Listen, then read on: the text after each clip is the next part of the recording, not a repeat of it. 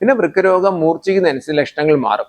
അതായത് ഈ കാലിലെ നീര് തന്നെ കൂടുക, അത് വയറിലോട്ട് വരിക, ശരീരം മൊത്തം നീരാവുക, മൂത്രമൊഴിക്കുമ്പോൾ പതഞ്ഞു വന്നിട്ട് മൂത്രത്തിലൂടെ നല്ലോണം പ്രോട്ടീൻ നല്ലോണം ലീക്കായിട്ട് ശരീരം മൊത്തം നീര് വരിക തുടങ്ങിയത്. പിന്നെ ഉണ്ടാവുന്നതെന്ന് പറയുന്നത് വൃക്കരോഗം കൂടുമ്പോൾ നമ്മുടെ കൈയിന് അസ്ഥികൾക്ക് ബലക്ഷ ഉണ്ടാവുക, നമ്മുടെ ശരീരത്തിന്റെ ഹീമോഗ്ലോബിൻ HB കുറഞ്ഞ അനീമിയ വിളർച്ച ഉണ്ടാവുക. പിന്നെ ഉണ്ടാവുന്നത് നമ്മുടെ വൃക്കയാണല്ലോ BP ഒക്കെ നിയന്ത്രിക്കുന്നത്. അപ്പൊ നമുക്ക് രക്തസമ്മർദ്ദം കൂടുക.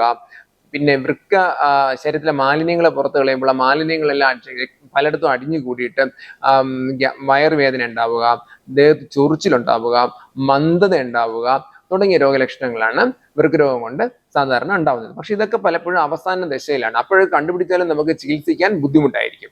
ഇനി നമുക്ക് നോക്കേണ്ടത് വൃക്കരോഗം നമ്മളിപ്പോ ഒരു കാലിൽ നീര് കണ്ടു, അല്ലെങ്കിൽ മൂത്രത്തെ പതഞ്ഞുകൊണ്ട് എന്താ ചെയ്യേണ്ടത്? പ്രത്യേകിച്ച് നമ്മൾ ഏറ്റവും അടുത്തുള്ള ഒരു ഫിസിഷ്യനെയോ ഒരു ജനറൽ മെഡിസിൻ ഡോക്ടറെയോ അല്ലെങ്കിൽ ഒരു വൃക്കരോഗ വിദഗ്ധനെയോ കാണിക്കുക എന്നുള്ളതാണ്. അപ്പോൾ സാധാരണഗതിയിൽ ഡോക്ടർമാർ ചെയ്യുന്നതെന്ന് പറയുന്നത് നമ്മുടെ ശരീരത്തിലെ ക്രിയാറ്റിൻ എന്നൊരു ടെസ്റ്റ് നോക്കും. സെറം ക്രിയാറ്റിൻ എന്ന ടെസ്റ്റാണ് വൃക്കയുടെ പ്രവർത്തനം അളക്കുന്നത്. അതായത് ക്രിക്കറ്റിൽ റൺസ് എന്ന് പറയുന്ന പോലെ, ഫുട്ബോളിൽ ഗോൾ എന്ന് പറയുന്ന പോലെയൊക്കെ നമ്മുടെ വൃക്ക എത്രത്തോളം പ്രവർത്തിക്കുന്നു നോക്കുന്നത് ഈ ക്രിയാറ്റിനാണ്. സാധാരണ മനുഷ്യരെല്ലാം ക്രിയാറ്റിന്റെ റേഞ്ച് എന്ന് പറയുന്നത് 0.8 തൊട്ട് 1.2 വരെയൊക്കെയാണ് സാധാരണ ക്രിയാറ്റിൻ വരുന്നത്. ഒരു ആവറേജ് 1 എടുക്കാം. അപ്പൊ ക്രിയാറ്റിൻ 1ൽ കൂടുതൽ വരികയാണ്, 1.5 ആദ്യ കൂടുതലൊക്കെ വരികയാണെന്നുണ്ടെങ്കിൽ വൃക്കയ്ക്ക് കുറച്ച് തകരാറുണ്ടെന്ന് നമുക്ക് മനസ്സിലാകും.